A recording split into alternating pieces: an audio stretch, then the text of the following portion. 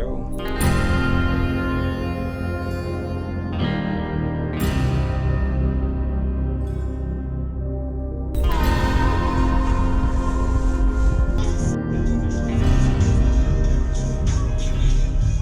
Step number 1, I'm going to wipe everything down with isopropyl alcohol. Next, I measure out the areas that I intend to apply Rattletrap. I wrote down the dimensions of the pieces that I was going to cut.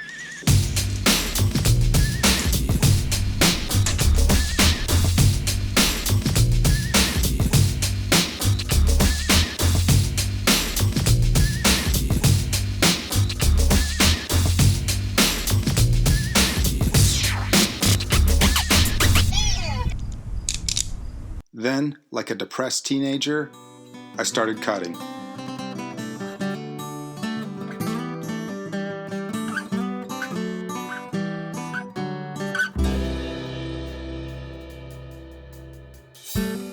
I used this hard plastic roller to apply the smaller pieces of Rattletrap. I begin by peeling only the bottom half of each piece. You start in the center and work your way out, ensuring that there are no bubbles. For the larger pieces, I use the standard paint roller. Now as you pull the remaining adhesive up, it actually holds your Rattletrap in place. Because of the soft roller, you have to push a little harder, so it's a good thing I work out.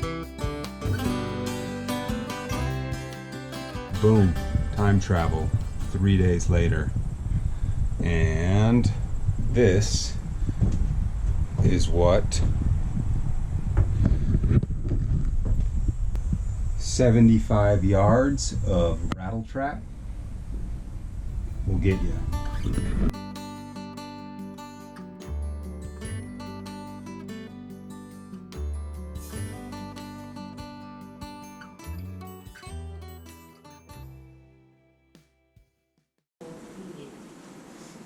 So you need 4 blocks wide.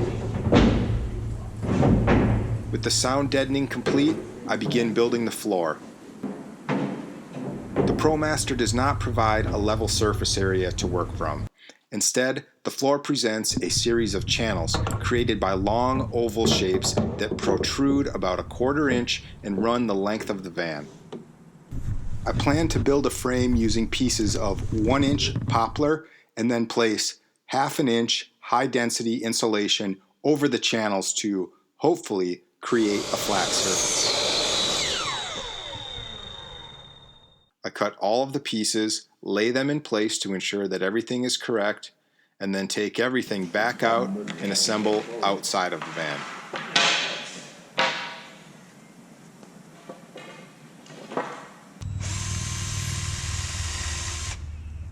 This is probably a good time to mention that I am not a carpenter. It's not perfect. I am a computer guy. I have no idea what I'm doing, and thankfully my dad has tools. Yeah. That looks great.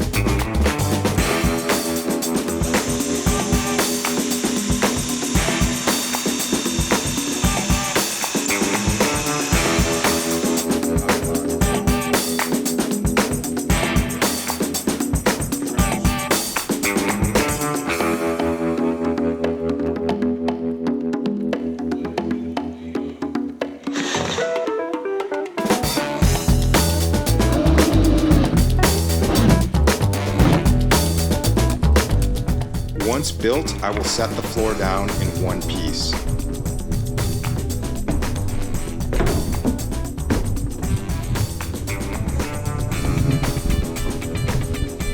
However, before I do that, I will use the frame as a stencil to outline where I'm going to cut the insulation.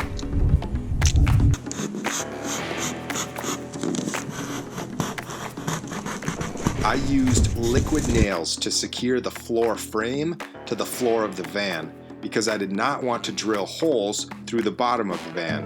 I apply the liquid nails, bring the frame inside, and set the frame perfectly in place. Heavy items such as a countertop or bed frame will be bolted to the ribs on the side of the van so that in the unfortunate event of an accident, nothing is going to fly forward. I throw down the plywood surface, toss some items on top, and give it a day. The next morning, I put the insulation in place.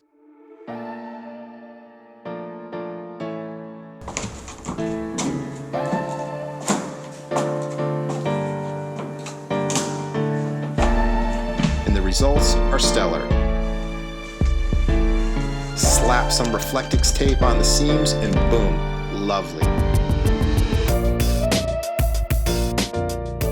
I chose 1/4-inch marine grade plywood as a subfloor.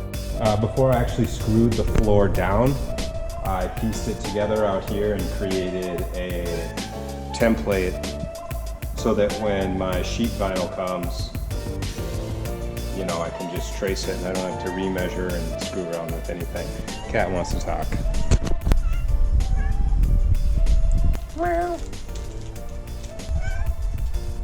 What are you doing? Since I'm from a cold climate, I went overkill and added a layer of Reflectix to the floor. Screwed down the marine plywood.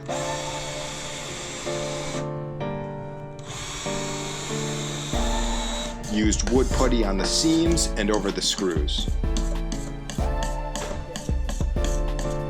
I unrolled the sheet vinyl in the garage, laid my floor stencil over the top, and cut to shape.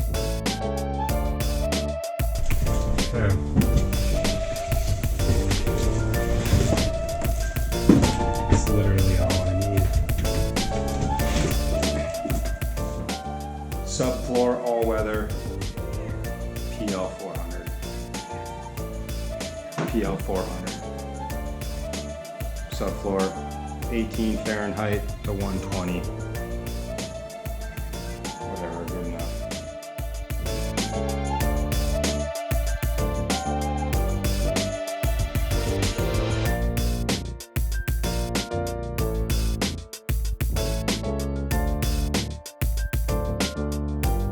I did not get any footage of the completed floor, so here's a quick shot from later in the build.